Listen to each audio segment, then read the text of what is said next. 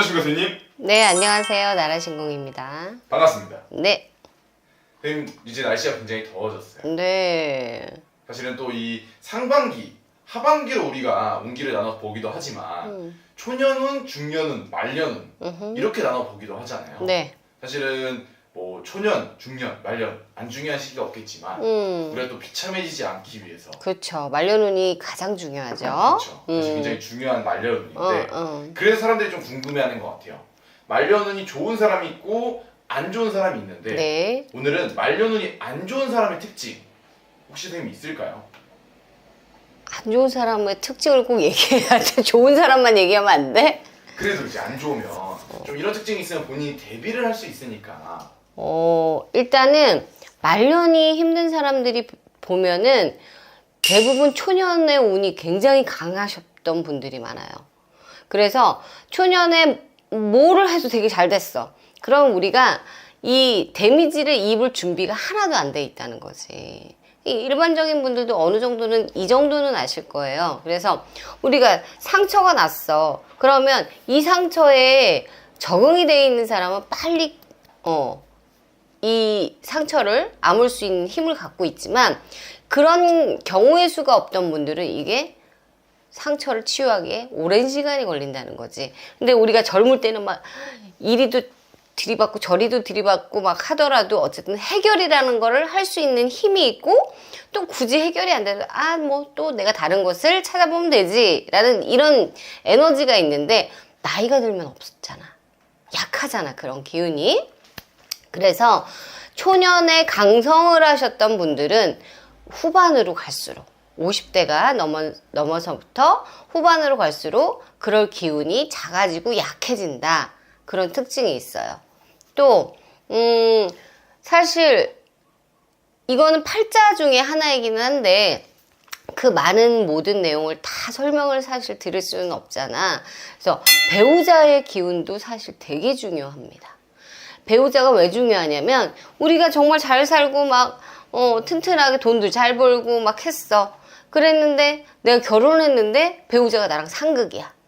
원진이야. 그러면 한 가정이 무너지기 시작하면 뭐든지 집안이 조용해야 한다는 그런 옛날 어르신 말들이 있잖아요. 집안이 시끄러우면 당연히 일도 뿌리가 흔들리기 시작합니다. 그래서 이런 분들은 또 배우자분이 되게 중요한 게 이런 분들은 이혼을 하셨다고 그래도 다시 재혼을 한다고 그래도 똑같아. 더 심해지면 심해졌지 좋아지지를 않아요. 희한하게. 그게 팔자라는 거예요. 우리가 말하는. 그래서 배우자의 기운이 되게 중요하다. 그래서 궁합을 꼭 보시는 게 좋다. 왜냐면 사주로만 보면은 사주에 뭐가 있고 금이 있고 토가 있어서 뭐 이렇게 합이 들어서 괜찮아요 라고 하셨던 분들이 사실 결혼 생활에 들어가면은 이게 우리가 사주를 보신 것처럼 안 흘러가는 경우가 되게 많아요, 사실. 왜 그러냐면, 우리 각자의 조상이라는 게 있잖아. 근데 우리 눈에는 안 보이지만 이 조상끼리의 합이 사실은 되게 중요합니다.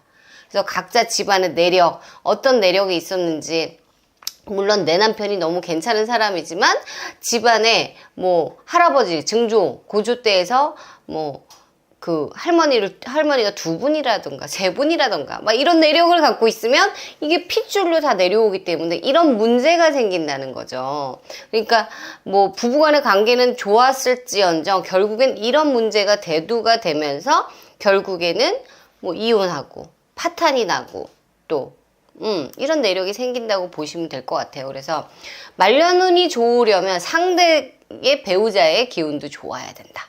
이게 되게 중요해요, 진짜. 그래서 안 좋으신 분들을 보면 대부분 가정이 쉽지 않다. 당사자는 너무 괜찮은 사람인데 와이프가 아니면 남편이 결혼을 하면서부터 뒤죽박죽 막 혼합이 되면서 또 이런 분들이 또 특징이 자식까지도 힘들어져요. 참 희한한 연결고리라는 거야. 그래서 말년들이 안 좋으신 분들은 꼭 필수로 지금이라도 다시 궁합을 제대로 보시던지 내 팔자에 숨은 무슨 악재가 있는 건지 한번 확인을 검토를 해보시는 거를 추천드리겠습니다.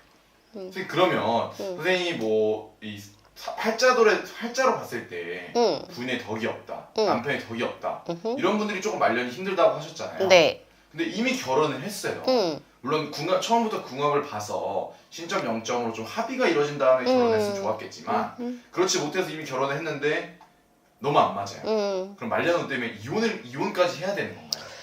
아, 우리가 무조건 그냥 무자르듯이 이혼해 이럴 수는 없잖아. 고민이 너무 돼서 여기를 찾아오셨는데 당연히 누가 봐도 이건 안 좋은 거잖아요. 근데 무조건 다 이혼해 그럼 다 온 국민이 다 이혼하지 사는 사람이 어딨겠어. 근데 자, 아까도 얘기했듯이 숨은 내력이라는 게 있어요. 그 숨은 내력에 무엇이 문제 있는지를 찾아내서 이거를 해결해주면, 풀어주면은 사실 부부관계가 다시 원점으로 돌아갈 수가 있어요. 그러니까 내가 처음에 결혼했을 때 이 사람이 너무 좋고 행복했던 그런 순간으로 돌아갈 수 있는 그 매개체가 생기는데 지금 이혼하려고 하시는 상황에서는 뭐 이쪽 집안의 조상의 내력에서 충돌이지. 그 충돌을 어쨌든 걷어내면 없애면은 다시 돌아갈 수 있다 라고 보시면 됩니다. 그리고 선생님이 또 초년에 너무 강성하신 분들이 이 말년이 힘든 경우가 있다. 근데 사실 사람이 또 잘 될 때는 그쵸. 이 무쌍하게 무찌로 나가잖아요. 그럼요. 밑에가 안 보이죠. 네. 근데 사실 안 되고 나서 찾아오게 되면 사실 뭐 금전적이나 현실적인 부분에 부딪히는 경우가 많은데 그쵸. 그럼에도 이 초년에 너무 잘 돼서 어떻게 운기를 다 써버려서 말년이 좀 힘드신 분들이 선생님 같은 무당쌤을 찾아오면 좀 도움을 받을 수는 있나요? 근데 사람은 여러 종류가 있잖아. 여러 종류가 있는데 자 너무 힘들어. 지금 바닥이 아니라 요즘은 지하예요. 지하 세계. 이 지하에 가 있어. 이런 분들이 또 고집을 피는 경우가 많아. 아, 좀 있으면 괜찮아지겠지. 그럼 도와드릴 수가 사실은 없죠. 그냥 상담만 해드리고 더 이상 어떻게 해드릴 방법이 없어. 근데 조그맣게 뭐 초를 켜서라도 빌어가는 정성이면 한 단계 한 단계 또 올라갈 수도 있겠죠. 그런 오픈마인드가 되어 있으시지 않으시면 사실 도와드릴 방법은 없어요. 어떻게 보면 조금 선생님이 또 문을 열어주는 사람이고 그렇죠. 이 막혀있고 초년에 너무 강성하셨더라도 방법은 있다는 거네요. 그럼요. 방법이 없는 거는 없어요. 근데 방법이 없는 건 있지. 죽은 사람을 살려낼 수는 없지. 그렇죠. 그리고 지금 숨이 꼴딱꼴딱 넘어가시는 분을 당장 어떻게 살려낼 수는 없죠. 그거 말고는 다 원인이 있기 때문에 그 원인만 찾으면 해결 방안은 당연히 있다는 거. 사실 우리가 이제 100세 시대다 보니까 네. 또 말년을 위해서 재테크 많이 하시잖아요. 네. 근데 또 100세 시대인데 말년 운이 굉장히 중요한 것 같습니다. 엄청 중요하죠. 진짜. 어떤 분들은 이런 분들이 있어. 모든 걸 다 이루셨어. 부모님 때 다 이루셔가지고 뭐 자식들도 너무너무 잘 살아. 근데 그 와중에도 이런 일 되게 많잖아. 우리 드라마만 봐도 부모님이 이 돈 어떻게 자기네가 더 물려받으려고 자식들끼리 막 지지고 볶고 싸우고 소송하고 죽이네 살리네 하고 그러면 집안이 당연히 부모님이 편하실 수가 없죠. 나는 다 가졌어. 근데 내 자식들이 이런 상황을 만드니 다 불편해서 다 못 보는 상황이 돼요. 그죠? 그럼 이게 말년운이 좋은 건가? 안 좋죠. 안 좋은 거죠. 그래서 이 부부궁이 되게 중요하다는 거야. 부부궁이 좋아야 또 좋은 아이들이 태어나는 거고 다 내림이에요. 그 줄력이. 우리 자식들이 편해져야 또 더불어서 우리 부모가 편한 거기 때문에 공존하는 거기 때문에 어쨌든 가족이라는 게 사실 되게 중요합니다. 그렇죠. 또 약간 살아가면서 또 사람의 의지만으로 안 될 땐 네. 선생님 같은 무당쌤을 찾아오면 되니까요. 그럼요. 또 필요하신 분은 편하게 연락 주시면 좋을 것 같고요. 네. 그럼 오늘도 선생님 영업하고 좋은 정보 감사합니다.